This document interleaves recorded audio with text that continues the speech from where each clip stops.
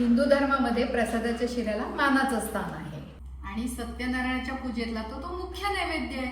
1.25 वाटी बारीक रवा, 1.25 वाटी साजूक तूप, 1.25 वाटी साखर, ड्रायफ्रुट्स, दूध, वेलदोडा पावडर, केशर, केळी, तुळशीची पानं, कोरडा रवा भाजून घेऊ। बारीक गॅसवर लालसर रंगाचा होईपर्यंत रवा भाजून घ्यायचा आहे। 8-10 मिनिटं झालेली आहेत, रवा लालसर भाजून झाला आहे, काढून घेऊ। थोड्याशा तुपामध्ये ड्रायफ्रुट्स आणि केळी तळून घेऊया। काजू आणि बेदाणे, 2 छोटी केळी चिरून घेतली। केळी 1 मिनिटच तळायची।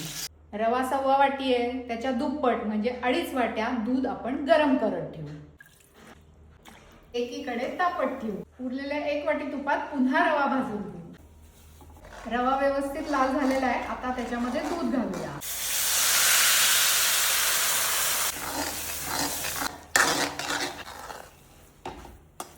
परफेक्ट टेक्स्चर आलंय। 2 मिनिटाची वाफ। आता साखर, अजून 1 वाफ। आहा, घमघमाट सुटलाय। केळी, ड्रायफ्रुट्स, प्रसादाचा शिरा करताना नामस्मरण करावं। वेलदोड्याची पूड, केशराच्या काड्या, डोळ्यांनीच कळतोय की अप्रतिम झालाय प्रसादाचा शिरा। साध्या शिऱ्यापेक्षा प्रसादाच्या शिऱ्याची चव अद्भुत आणि अलौकिक। एन्जॉय।